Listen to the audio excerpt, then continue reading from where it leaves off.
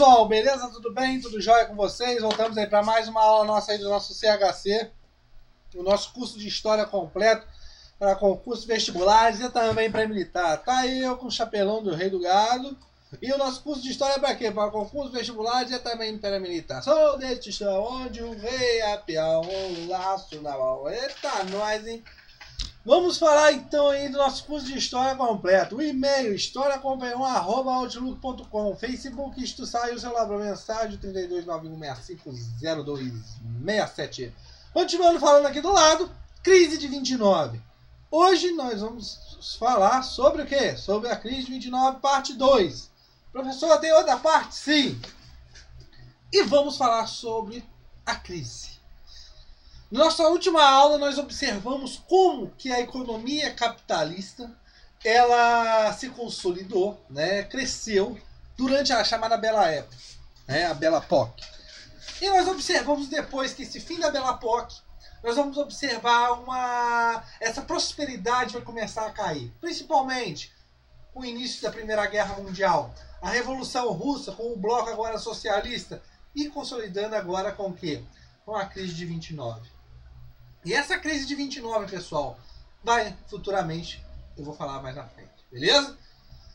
Os Estados Unidos crescia. Os Estados Unidos cresciam economicamente, era a superpotência, a euforia econômica. Mas só que, essa euforia econômica, pessoal, nós temos que observar uma coisa muito interessante. A Primeira Guerra Mundial ajuda os Estados Unidos a se destacar como grande economia capitalista. Ok, só que nós temos que observar uma coisa muito interessante. Durante a Primeira Guerra Mundial, os Estados Unidos começam a fornecer alimento, armas e começam a investir, né? Passa de um devedor para um credor. E os governos que vão se instalar nos Estados Unidos, os três governos republicanos, e esses governos republicanos têm uma visão, como nós podemos observar, um liberalismo mais radical, onde você observa que a economia, nesse caso, ela tinha que se regular, se autorregular sozinho. Ou seja, o Estado, nesse momento, ele não tem a incumbência de ter práticas de intervir na economia, de fiscalizar empresas e, consequentemente, o que? Os Estados Unidos deixam que a economia ande sozinha. A economia se autorregular e tem que se autorregular sozinha. O problema é que esse consumismo, pessoal, ele cresce, mas só que a produção cresce mais ainda do que esse consumo. Ou seja, o consumismo que você tinha na Europa de produtos industrializados americanos no fim da Primeira Guerra Mundial cresce, sim, óbvio. A Europa cada vez mais precisa de produtos industrializados e eles vêm da onde? Dos Estados Unidos. Só que o governo americano nesse momento não observou que um dia a economia europeia poderia voltar à normalidade. E isso acontece. Medidas protecionistas desses países europeus vão começar a impedir a entrada desses produtos americanos, norte-americanos na Europa. Consequentemente, pessoal, esses industriais, ao invés, a ideia de parar de produzir, só pôr aí um negócio para carregar, ao invés de diminuir a sua produção, o que eles fazem? Eles aumentam ainda mais a sua produção. E se nós observarmos, pessoal, a produção era tanto que se os Estados Unidos fossem depender do seu mercado interno para consumir, não seria o suficiente. Ou seja, nós temos a tal da superprodução. Ok, pessoal? Ignora a volta europeia, como eu já falei para vocês, através dessas tarefas protecionistas, a Europa começa a erguer economicamente e o mercado dos Estados Unidos fica triste. Por quê? Nesse caso, pessoal, o que você observa? Os Estados Unidos não tem como vender mais esses produtos para a Europa. A venda continua, mas diminui muito. e ele recorre ao seu mercado interno. Só que o seu mercado interno, pessoal, a folha salarial das pessoas, né? Hoje nós observamos nos Estados Unidos uma grande desconcentração de renda, ou seja, uma grande concentração de renda, quer dizer, onde poucos ganham muito e muitos ganham pouco. Ou seja, essas pessoas que ganham muito podem continuar comprando. Só que a maioria da população que iria continuar comprando, elas não continuam. Ou seja, você observa que a produção supera o consumo. E você observa os estoques, a superprodução. Ok? Não para de produzir, continua produzindo, mesmo vendo que não está tendo jeito de consumir. Pessoal, a crise de 29, pessoal, ela é observada como um índice em que a ideia de que crescia a economia dos Estados Unidos era uma coisa irreal. Ou seja, os números do crescimento da economia dos Estados Unidos, quando chega em 29 de outubro de 1929, a terça-feira negra, o que você observa? É que nesse momento a população observa de fato aonde está a economia no real. Aquela ideia da euforia, né, da produção e tudo mais, aquilo era a margem do que estava acontecendo na realidade. Mas principalmente por causa de quê?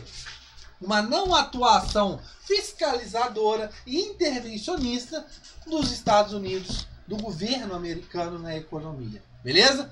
24 de outubro de 1929. Títulos sem compradores. Mas eu quero falar títulos sem compradores. Pessoal, mais de 18 bilhões de títulos foram mandados para a Bolsa de Valores de Nova York. E esses títulos, pessoal, não tinham compradores. Não existiam compradores por aí. E o que acontece? Em 29 de outubro, a Bolsa quebra. As ações perdem seu valor até em 1/3 de seu valor. Ou seja, aquelas empresas que valiam 100%, na verdade estavam valendo 90%. Tranquilo, pessoal? Atinge tudo. Atinge a parte da agricultura, atinge a parte social, onde nós vamos observar nesse momento o desemprego, vamos observar a parte de muitos suicídios nesse momento, o aumento do alcoolismo nesse momento. O comércio internacional também é atingido, porque logo se os Estados Unidos não tem como vender, ele não tem dinheiro para comprar. É um efeito dominó, aonde todos os países que estavam ligados aos Estados Unidos, que estavam ligados a esse grande crescimento dos Estados Unidos, a esse bloco capitalista, vão quebrar. Beleza? As causas dessa crise de 29, o crack, a Grande Depressão, depender da Europa. Pessoal, o governo americano, como eu já falei para vocês, eles não viam que a Europa poderia um dia se reerguer. E o que acontece? A Europa ergue-se de novo na sua economia através de suas tarifas protecionistas e começa a diminuir a importação de produtos norte-americanos. Consequentemente, pessoal, a produção era tanta que os próprios consumidores internos dos Estados Unidos não poderiam o quê? Comprar esses produtos, ou seja, a superprodução. A concentração de renda, a bolha de crédito. O que se observa nesse momento, pessoal? A concentração de renda era tão grande que aquelas pessoas que poderiam comprar, continuam comprando. Só que a maioria da população que ganhava menos, elas não poderiam comprar. Logo, pessoal, foi estipulado o crédito. E nesse caso, pessoal, quando você fala do crédito, oferta e tudo mais, essa oferta ela diminui o lucro do capitalista. Mas o crédito, quando ele é ofertado para essas pessoas que não têm dinheiro para continuar consumindo, o que elas vão fazer? Elas olham, beleza, que preço bom, eu compro no crédito. Só que com o passar do tempo, essas pessoas vão ficar o quê? Vão começar que as contas vão chegando e começam a ficar endividados. O que acontece? Acontece que eles param de comprar. Beleza, pessoal? Os Estados Unidos não economia. Como eu já falei para vocês, o governo americano não consegue fiscalizar essa economia dos Estados Unidos. Por causa, como eu já falei para vocês, Quem estava no governo, os 3 últimos presidentes da crise, eram republicanos liberais, aonde as suas ideias, o liberalismo era muito radical, em que se dizia que a economia tinha que se autorregular sozinho, o Estado não teria que intervir nessa economia. Os balancetes, 100. O que eu quero dizer com isso, pessoal?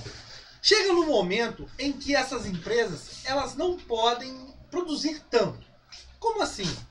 A empresa, pessoal, vamos dizer que ela tem 100 reais, né, 100 dólares. Ela continua produzindo. E ela observa que o mercado europeu para de consumir, diminui seu consumo. Ao invés dela parar de consumir, naquela euforia e tudo mais, ela continua produzindo, aumentando assim os seus estoques. Chega um dado momento, pessoal, que ela não tem capital suficiente para continuar produzindo. E o que acontece? Ao invés de diminuir gastos e tudo mais, ela quer o quê? Continuar produzindo por causa da euforia, esse crescimento irreal da economia dos Estados Unidos. E o que faz nesse momento? Se faz o quê? Que essas empresas vão em bancos, pedem mais dinheiro, empréstimos, e começam a investir dentro dela para continuar produzindo do mesmo jeito. Chega de um dado momento, pessoal, que essa empresa que valia 100 dólares, com tanto de empréstimo que ela adquiriu, ela vale 10 dólares. Porque vamos dizer que ela pediu um empréstimo de 90. Então ela vale 10. Ou seja, essa empresa está quase praticamente no buraco. Tranquilo, pessoal? Praticamente falida. Então o que acontece? Aquelas pessoas que iam à bolsa para comprar as ações dessa empresa, porque as ações que são compradas são de uma forma de investir dentro da empresa. Claro que se a pessoa vai lá comprar e vê que o cara tem 10 dólares na sua empresa, ou seja, ela está quase quebrada, claro que ela não vai comprar essa empresa, ações dessa empresa. O que essas empresas fazem? Por causa da não fiscalização do governo nesse momento, elas vão começar a falsificar os seus balancetes. Aquilo que realmente elas teriam em caixa. Ou seja, elas falam que elas têm 100 e a pessoa vai lá, cresce o olho, continua comprando, só que na verdade aquela empresa não tem nada. Quando se estoura a crise, a pessoa que tinha uma ação daquela empresa que valia 100 dólares, ela tinha na verdade 10 dólares. Tranquilo, pessoal? Então nós observamos o que? Um falso crescimento dentro da economia dos Estados Unidos. Quando isso bate de vez, observa que a economia que estava lá em cima cai, na verdade, para onde ela deveria estar no real. Os resultados dessa crise de 29, a falência de empresas, a falência de bancos e entre outros, o desemprego em massa cresce muito, né? As filas de desempregados, você observa também, como eu já falei para vocês, a parte do alcoolismo, do suicídio. Por causa de que desemprego? O mercado não compra. Nesse caso, o que acontece? A empresa tem que diminuir a sua produção. E ela diminui através de quê? De corte de gastos. Consequentemente, tira trabalhadores de suas empresas.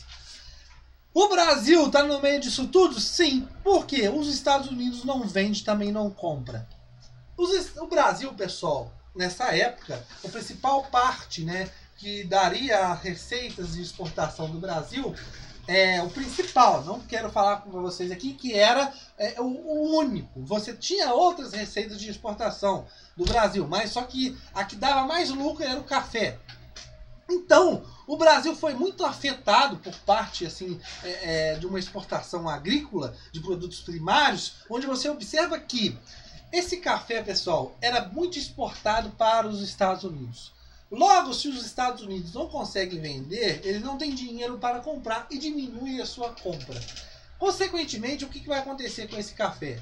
Esse café não vai conseguir ser vendido e o preço vai cair. Por quê? A oferta de muito café no mercado diminui o quê? O seu valor. Ou seja, para tentar equilibrar e para tentar continuar o preço, o governo brasileiro começa o quê? A chamada queima do café. Beleza? Para continuar tendo o preço do café num preço que seria razoável para os cafeicultores. Só que esse preço continua caindo e os cafeicultores nesse momento começam a entrar em falência. E, consequentemente, o que? Abre uma ruptura, né? Uma brecha para movimentos dentro do Brasil para depois esses cafeicultores. A primeira república, a República do Café com Leite, cai através de quê? Da Revolução de 1930. Ok, pessoal? O fracasso das democracias liberais, comunismo e regimes fortes. Pessoal, quando atinge essa crise de 29, isso atinge em cheio o capitalismo. E principalmente as democracias liberais. Ou seja, se observa que uma democracia liberal pode levar a uma crise muito grande dentro do país. E isso abre espaço para os regimes fortes. Por causa de quê? Porque, como eu já falei para vocês, a crise de 29 atinge o bloco capitalista. A União Soviética socialista, a ideia, né, o comunismo, ele está crescendo. E, consequentemente, a crise de 29 não atinge a União Soviética. Os partidos comunistas, dentro dos países, na Alemanha, Itália, no Brasil e entre outros lugares, começam a crescer, ganhar ímpeto. Olha só, o socialismo está lá, bem bom lá, e nós capitalistas estamos aqui fodidos. E o que nós fazemos nesse momento? O comunismo, o Partido Comunista começa a crescer. Esses burgueses, com medo de se perder seus bens, o que acontece? Eles vão optar por apoiar regimes fortes, regimes autoritários, regimes totalitários. Beleza, pessoal? Nesse caso, é um do aumento aí, no caso aí, do nazismo e do fascismo. Beleza, pessoal? Chegamos aí ao fim da nossa aula sobre crise de 29. Na nossa próxima aula falaremos sobre o quê? Sobre a resolução dessa crise. Beleza? Um abraço aí.